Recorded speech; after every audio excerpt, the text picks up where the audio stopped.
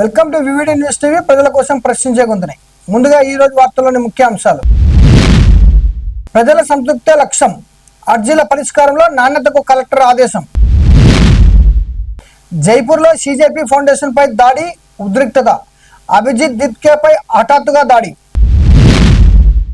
AP సచివాలయంలో కొత్త ఆంక్షలు. వైసీపీ ఎమ్మెల్సీల ఆగ్రహం.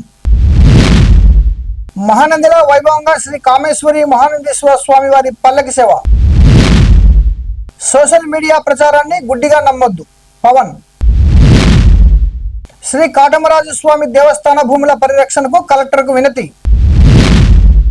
చాబోలు గ్రామ ప్రజలకు చెత్త డంపింగ్ కష్టాలు, కలెక్టర్కు వినతి పత్రం. నంద్యాల పట్టణంలోని ఢిల్లీ పబ్లిక్ స్కూల్ పై చర్యలు తీసుకోవాలని పీడీఎస్ డిమాండ్. షోరూం బయటే ఆగిపోయిన 25 లక్షల కారు, కస్టమర్ ఆందోళన. రాజ్యాంగ నిర్మాతకే స్థలం లేదా, బగ్గుమన్న దళిత సంఘాలు. నంద్యాల కలెక్టరేట్లో నిర్వహించిన పీజీఆర్ఎస్ కార్యక్రమంలో 408 ప్రజా దరఖాస్తులు స్వీకరించారు. ప్రతి అర్జీకి స్పష్టమైన, నాణ్యమైన ఎండార్మెంట్ అందించి ప్రజా సమస్యలను వేగంగా పరిష్కరించాలని జిల్లా కలెక్టర్ జి రాజకుమారి గనియా అధికారులను ఆదేశించారు. ప్రజల సంతృప్తే ప్రభుత్వ లక్ష్యమని ఆమె పేర్కొన్నారు.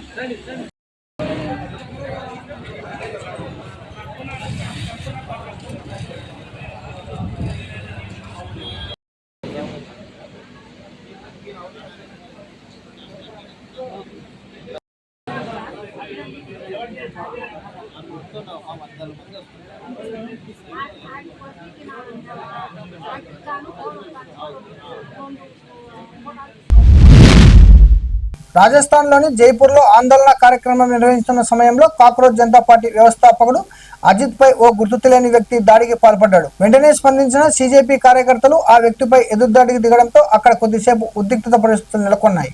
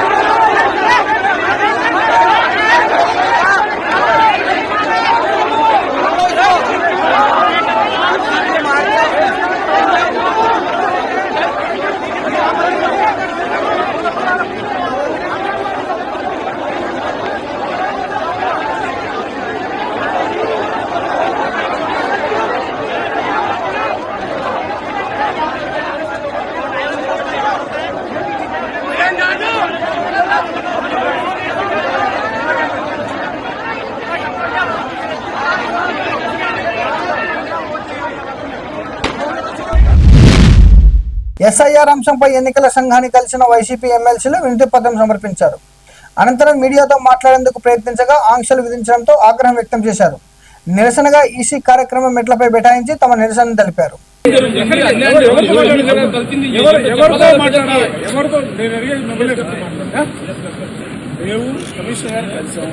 కమిషనర్ గారు కలిసిన తర్వాత మేము మాట్లాడినటువంటి అంశాలని మీడియాతో మాట్లాడుతున్నాం. మీడియాతో మాట్లాడితే అక్కడ కూర్చోరు, ఆడ పెట్టారు, అక్కడికి వచ్చాం, అక్కడ లేదన్నారు, ఇక్కడ వద్దు మీరు అనుకున్నారు, అక్కడికి వెళ్తున్నాం. అక్కడికి వెళ్ళేప్పుడు మీ అక్కడ కూడా ఆపితే నాకు అర్థం కదా, ఎక్కడ మాట్లాడాలా?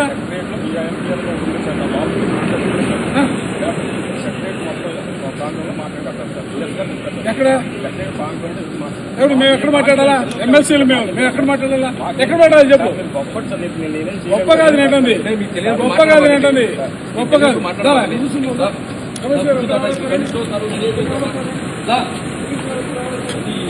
మరి అరాచకాలు అంత అన్యాయం మరి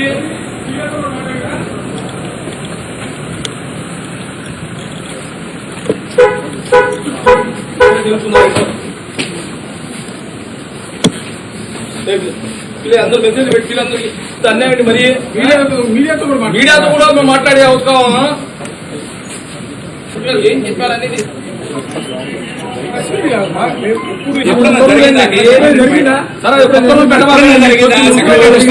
మీరు ఇష్టం వచ్చిన రూల్స్ పెట్టబాకండి.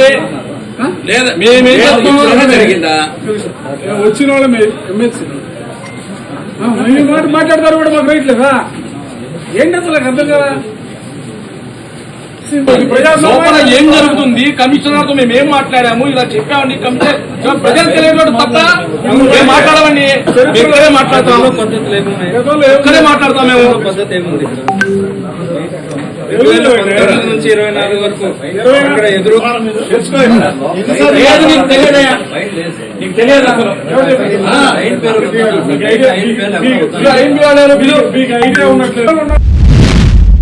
మహానందిలో శివప్రీతికరమైన సోమవారం పల్లకి సేవను ఘనంగా నిర్వహించారు. ఈ సందర్భంగా శ్రీ కామేశ్వరి మహానందేశ్వర స్వామి వారు పల్లకి సేవలో విహరించి భక్తులకు దర్శనమిచ్చారు. అధిక సంఖ్యలో భక్తులు పాల్గొని శివనామ స్మరణతో స్వామివారి పల్లకిని మోస్తూ భక్తి పారవశ్యంతో సేవలో పాల్గొన్నారు.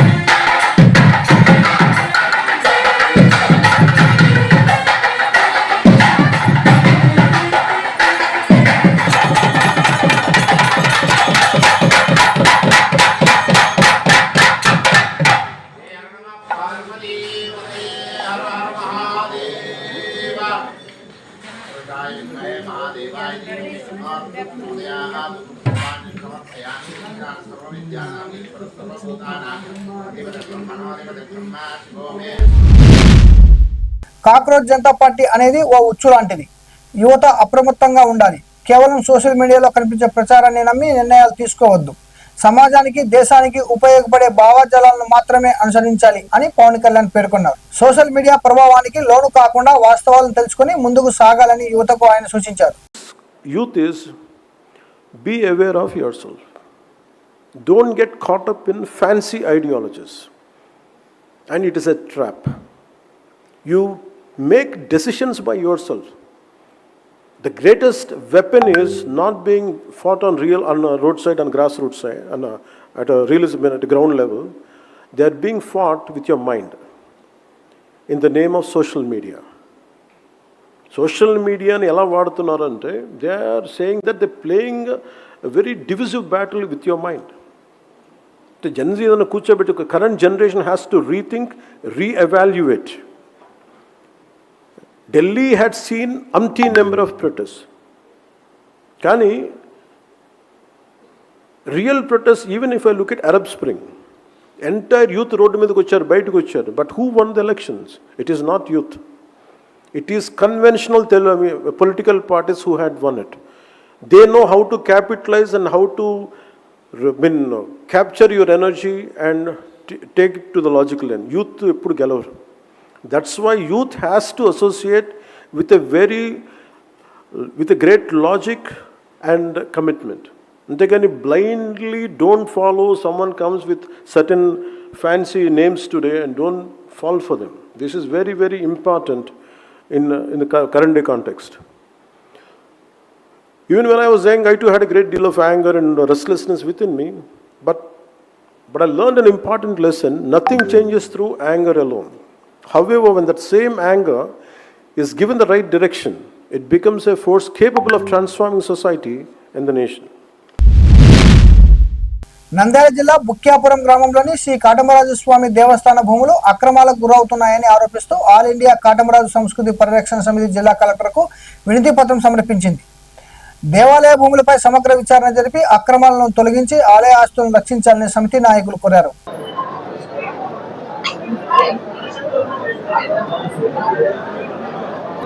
కాటమరాజు భూముల గురించి ఈరోజు ఆల్ ఇండియా కాటమరాజు సంస్కృతి పరిరక్షణ సమితి తరఫున ఈరోజు గౌరవ కలెక్టర్ గారికి రిప్రజెంటేషన్ ఇవ్వడం జరిగింది. మానంది మండలం బుక్కాపురం మజరలో శ్రీనగరం దగ్గర కాటమరాజు టెంపుల్ అన్యక్రాంతమైంది. దానికి సంబంధించిన కాటమరాజు భూములన్నీ కూడా 10 ఎకరాల భూములు ఆక్రమించుకోవడం వలన ఆ టెంపుల్ కు వెళ్లే దారి కూడా లేక ఆ టెంపుల్ అన్యక్రాంతమైంది. ఆ 10 ఎకరాల భూమిని కూడా సర్వే చేసి పూర్తిగా టెంపుల్ పునరుద్ధరణ కొరకు కలెక్టర్ గారు తోడ్పాటు ఇవ్వాలని చెప్పి మేము ఈరోజు రిప్రజెంటేషన్ ఇవ్వడం జరిగింది. అలానే దొరబావి కాలువ ఏదైతే ఉందో అక్కడ దొరబావి అంటే ఒక ఏప్రిల్ మేలో మనకు నీళ్లు లేని టైంలో కూడా దొరబావి నుంచి నీళ్లు తాగి ప్రజలందరూ కూడా బ్రతికిన కాలం. అటువంటి దొరబావి కాలువ గుండా రాళ్లపాడు దగ్గర కాటమరాజు గంగమ్మ దేవాలయాలు శిథిలావస్థకు వచ్చాయి. రాళ్లపాడు అంటారు ఆ ప్రాంతాన్ని. ఆ రాళ్లపాడులో 3 ఎకరాల స్థలం కూడా సర్వే నెంబర్ 104 సర్వే నెంబర్ 105లో 3 ఎకరాల చిల్లర పొలం ఉంది. ఆ పొలాన్ని కాపాడుతూ ఆ టెంపుల్ పునరుద్ధరణ కొరకు కలెక్టర్ గారు తోడ్పాటు ఇవ్వాలని చెప్పి ప్రాధాయపడుతున్నాం. చాబోలు గ్రామం సమీపంలో మున్సిపాలిటీ చెత్తను డంప్ చేయడంతో గ్రామస్తులు తీవ్ర ఇబ్బందులు ఎదుర్కొంటున్నారు. వైద్య వ్యర్థాలు, ఇంజెక్షన్లు, మందులను కూడా అక్కడే పడేయడంతో దుర్వాసన, పొగతో ప్రజల ఆరోగ్యం ప్రమాదంలో పడుతుంది. చెత్త కారణంగా వీధి కుక్కల బెడద పెరిగి గ్రామస్తులు భయాందోళనకు గురవుతున్నారు. సమస్యలను పరిష్కరించాలని కోరుతూ కలెక్టర్కు వినతిపత్రం సమర్పిస్తున్నాం అని గ్రామస్తుడు వెంకట్రామ్ తెలిపారు.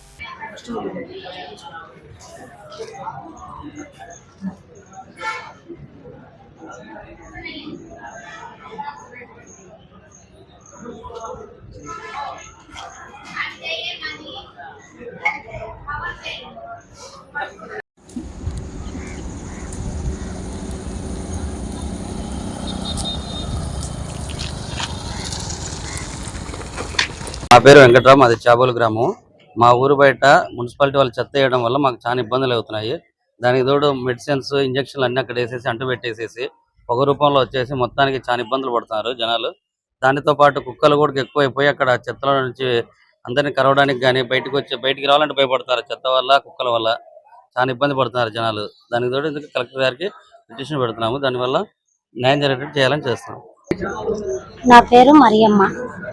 మాది చాబోలు దగ్గర సచివాలయం సారోళ్ళు ఆడ చెత్త ఖాళీగా ఉందని వేస్తున్నారండి సార్.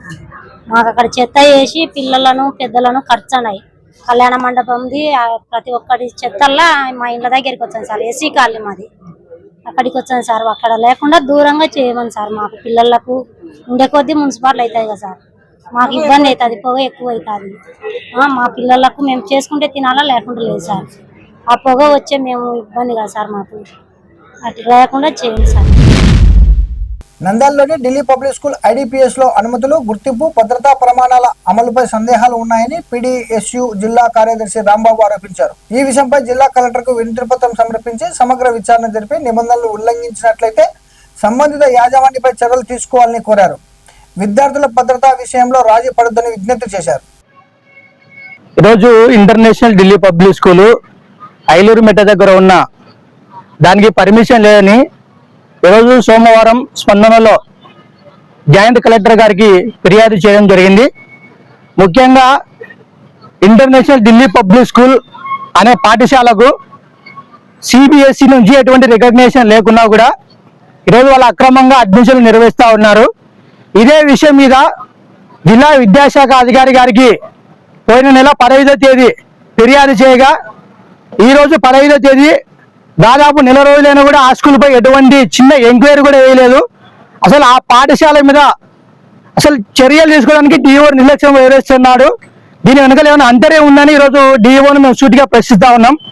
ఈరోజు CBSE బోర్డు సమాచార హక్కు చట్టం ద్వారా ఆ పాఠశాలకు ఎటువంటి పర్మిషన్ లేని ఈరోజు స్పష్టంగా తెలియజేసినా కూడా జిల్లా విద్యాశాఖ అధికారి ఆ పాఠశాల వైపు ఎందుకు కన్నెత్తి చూడడం లేదని ఈరోజు విద్యార్థి సంఘాలుగా మేము అడుగుతా ఉన్నాం. దాదాపుగా నెల రోజులైనా కూడా ఫిర్యాదు చేసి ఒక ప్రైవేట్ పాఠశాల పైన చర్యలు తీసుకోవడానికి ఎందుకు జిల్లా విద్యాశాఖ అధికారి వెనకాడుతున్నారు అనేది ఈరోజు DOని మేము అడుగుతా ఉన్నాం. DOకు దాదాపుగా ఇప్పటికీ ఒక 10 సార్లు ఆయన ఛాంబర్ దగ్గరికి వెళ్ళి సార్ ఇది సమస్య, ఈ పాఠశాలపై మీరు ఎందుకు చర్యలు తీసుకోవాలని అడిగితే ఆయన మొహం చాటేసి సరే ఎంక్వైరీ చేస్తాను, సరే మా వాళ్ళు వెళ్తారని దాన్ని వెనక్కేసుకొని ఈ రోజు దాన్ని మభ్యపెడుతున్నారు తప్ప ఆ పాఠశాలపైన ఎటువంటి చర్యలు తీసుకునే స్థితిలో డిఈఓ లేరు. ఈ రోజు జిల్లా విద్యాశాఖ అధికారిని సూట్ గా ఒకటే ప్రశ్నిస్తా ఉన్నాం, మీకు చేతనైతే మీకు దమ్ముంటే ఆ ప్రైవేట్ పాఠశాలపై చర్యలు తీసుకోవాలని అడుగుతా ఉన్నాం. ఒక ప్రైవేట్ పాఠశాల పర్మిషన్ లేకుండా అక్రమంగా అడ్మిషన్లు నిర్వహిస్తూ ఉంటే, ఆ పాఠశాల అక్రమంగా ఫ్లెక్సీలు హోర్డింగ్లు వేసి ప్రచారం చేస్తూ ఉంటే ఎందుకు మీరు చర్యలు తీసుకోరు? అంటే ఒక పాఠశాలపై చర్యలు తీసుకోవడానికి మీకు ఇంకా ఏమేం కావాలి? మీరు ఏమైనా వాళ్ళ దగ్గర నుంచి ముడుపులు తీసుకున్నారా? వాళ్ళకి ఏమైనా కాసులో కకృతిపడి వాళ్ళు ఇచ్చే డబ్బులకు మీరు ఏమైనా ఆశపడారా? అదన్నా చెప్పండి. ఇప్పటికైనా జిల్లా విద్యాశాఖ అధికారి దీనిపై స్పందించాలా? తక్షణమే ఆ పాఠశాలపై చర్యలు తీసుకోకుంటే రేపు ఎల్లుండి లేదా మరునాడు రోజులలో తక్షణమే లోకాయుక్తలో జిల్లా విద్యాశాఖ అధికారిపై కూడా కేసు వేస్తాం. దీనికి సంబంధించి జిల్లా విద్యాశాఖ అధికారి గారు తక్షణమే ఈ రోజు స్పందించి ఈ రోజే వెంటనే ఆ పాఠశాలపై ఈ రోజు ఇచ్చిన ఫిర్యాదు మేరకు విచారణ చేయాలా? విచారణ చేయని పక్షంలో ఈ రోజు డిఓ మీద తక్షణమే ఖచ్చితంగా లోకాయుక్తలో కేసు వేస్తాం. ఆ లోకాయుక్తలో కూడా జిల్లా విద్యాశాఖ అధికారిని ఆ జడ్జిలను నిలబెట్టి ఆ పాఠశాలకు లేని పర్మిషన్ కూడా రద్దు చేపించి ఆ స్కూల్ కూడా మూతపడే విధంగా ఈ రోజు మేము పూనుకుంటామని ఈ రోజు విద్యార్థి సంఘాలుగా తెలియజేస్తా ఉన్నాం. అనంతపురం జిల్లా రాయదుర్గంలోని విన్ఫాస్ట్ కార్ల షోరూం వద్ద ఓ వినియోగదారుడు తీవ్ర నిరసనకు గురయ్యాడు. 25 లక్షలు వెచ్చించి కొనుగోలు చేసిన కొత్త కారు షోరూం బయటకు రాగానే ఆగిపోయింది. సమస్యను సిబ్బంది దృష్టికి తీసుకెళ్లగా నిర్లక్ష్యంగా వ్యవహరించి తమకు సంబంధం లేదని చెప్పారని బాధితుడు ఆరోపించాడు. ఈ ఘటనపై కస్టమర్ ఆందోళన వ్యక్తం చేస్తూ న్యాయం చేయాలని కోరుతున్నాడు. అందరికీ నమస్కారం అండి. ఈ రాయదుర్గంలో ఉన్న విన్ఫాస్ట్ షోరూమ్ లో నరేష్ ఆటోమొబైల్స్ లో VF7 విడ్ కార్ ఒకటి బ్లాక్ కలర్ తీసుకున్నాం. 2వ తారీఖు జూన్ నెల. 3వ తారీఖు మార్నింగ్ ఛార్జింగ్ పెట్టడానికి షోరూమ్ దగ్గరికి వస్తే కొంచెం ఒక 1 కిలోమీటర్లు వెళ్లకుండానే ఆగిపోయింది కారు. మేము డ్రైవ్ చేసింది ఒక 5 km నేను డ్రైవ్ చేసి ఇప్పుడు వరకు కార్ ఇచ్చాము. కార్ ఇచ్చినా సరే వాళ్ళు ఎక్కడ రెస్పాండ్ అవ్వట్లేదు. ఏం చేసుకుంటారు చేసుకోండి అంటున్నారు. కార్ రిప్లేస్ చేయమంటున్నారు, డబ్బులు ఏమంటున్నారు, ఆ పార్ట్ వచ్చే వరకు ఆగమంటున్నారు. ఇది ఎక్కడ దారుణం. కారు కొని అసలు నేను ఒకరోజు కూడా నేను కారులో డ్రైవ్ చేయలేదు. డ్రైవ్ చేయకుండా కార్ చెక్ చేయకుండా నా కార్ ఇచ్చారు. ఇంత దారుణంగా ఉంది మేనేజ్మెంట్. సేల్స్ మేనేజర్ పట్టించుకోండి, సర్వీస్ మేనేజర్ పట్టించుకోండి, ఎండి ఏమో మీ ఇష్టం వచ్చినట్టు చేసుకోండి అని ఆవిడ అంటుంది. ఆల్రెడీ నేను కన్జ్యూమర్ ఫామ్ లో అది ఆల్రెడీ నోటీస్ కూడా ఇచ్చాము. రెస్పాండ్ అవ్వట్లేదు. కార్ ఎంత పెట్టుకున్నారు? కార్ 25 లక్షలు ఇట్టు కొన్నాం. 25 లక్షలు కొట్టి 2వ తారీఖున కొన్నాం. ఇప్పుడు అప్పుడే ఈ రోజు 18వ తారీఖు వచ్చేసింది. జలదుర్గంలో అంబేద్కర్ విగ్రహం ఏర్పాటుకు హైకోర్టు ఆదేశాలు ఉన్నప్పటికీ అధికారులు అమలు చేయడం లేదని ఎంఆర్పీఎస్ రాష్ట్ర అధ్యక్షుడు దుండు వీరయ్య మాదిక ఆగ్రహం వ్యక్తం చేశారు. అంబేద్కర్ విగ్రహానికి స్థలం కేటాయించి హైకోర్టు ఆదేశాలను వెంటనే అమలు చేయాలని ఆయన డిమాండ్ చేశారు.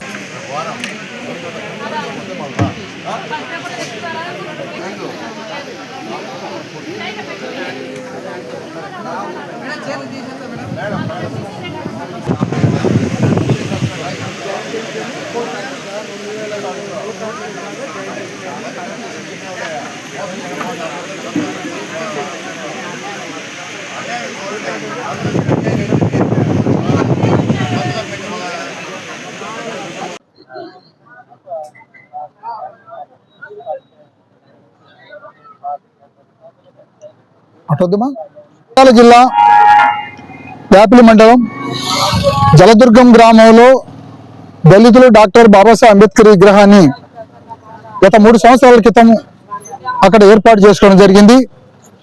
కొందరు మైనార్టీలు రోడ్డుకు ఈ విగ్రహం అడ్డంగా ఉందని, ప్రజా రవాణాకు చాలా ఇబ్బందికరంగా ఉందని చెప్పనేసి హైకోర్టును ఆశ్రయించడం జరిగింది. అయితే హైకోర్టు ఉత్తర్వుల ప్రకారంగా మేము దాన్ని కొంత జరపమని చెప్పనేసి వారి ఉత్తర్వులు ఉన్నది. ఆ 10 అడుగులు ముందుకు విగ్రహాన్ని జరిపి ఆ మొత్తం ప్రాంగణాన్ని అంతా కూడా బాబాసాహెబ్ అంబేద్కర్ విగ్రహాన్ని ప్రాంగణంగా మార్చాలని చెప్పని ఇలా కలెక్టర్ గారితో గతంలో చెప్పాను. మన ఈ మధ్యకాలంలో ఎస్సీ కమిషన్ వచ్చి ఎస్సీ కమిషన్ కూడా ఇవన్నీ కూడా ఏదైతే గౌరవ హైకోర్టు ఇచ్చినటువంటి ఆ సూచన నివేదిక ఏదైతే ఉందో దాన్ని మీరు ఇంప్లిమెంట్ చేయమని చెప్పని కూడా మేము కోరి ఉన్నాము. కాబట్టి ఈరోజు భారత రాజ్యాంగ నిర్మాతకు ఈరోజు ఉండడానికి ఆయన నీడ లేని పరిస్థితిలో ఈ భారతదేశంలో కనిపిస్తూ ఉంది. మరి ఆయనకు ఇచ్చేటువంటి 3 సెంట్ల స్థలం, అంత కష్టపడి రాజ్యాంగం రాసిన మహానుభావుడికి 3 సెంట్ల స్థలం ప్రభుత్వాలు ఇవ్వాలని చెప్పంటే ఎన్నో రకాల కారణాలు సాకులు చెప్తా ఉన్నారు. దానికి పర్మిషన్ కావాలన్నారు. ఇటు రెవెన్యూ వాళ్ళ అందరి ఆమోదంతో తీసుకునేటువంటి సందర్భాలు కూడా ఉన్నాయి. అయినా కూడా ఏదో ఒక కారణం చెప్తున్నారు. ఆర్ఎంబీ రహదారుల అభ్యంతరాలు ఉన్నాయని చెప్తున్నారు. అట్లా టెలికాం వాళ్ళ అభ్యంతరాలు ఉంటాయని చెప్తున్నారు. గ్రామ పంచాయతీ నుంచి అభ్యంతరాలు ఉన్నాయని చెప్తున్నారు. చివరకు గ్రామ ప్రజల తీర్మానం కూడా కావాలని చెప్పని అడుగుతా ఉన్నారు. ఇది చాలా దుర్మార్గం. కాబట్టి బాబాసాహెబ్ అంబేద్కర్ విగ్రహానికి స్థలం ఎవరైనా కోరిన చోట అది ఖచ్చితంగా ప్రభుత్వం ఇవ్వాలని చెప్పనేసి మేము రాష్ట్ర ప్రభుత్వాన్ని, కేంద్ర ప్రభుత్వాన్ని కోరుతున్నాం. దీంట్లో ఏ రకంగా కారణాలు చెప్పి విగ్రహాలు పెట్టనీయకుండా చేస్తే అది మేము ప్రతిఘటించే పరిస్థితిలో ఉంటామనే విషయం కూడా ప్రభుత్వాలకు నాయకులు చెప్తున్నాం.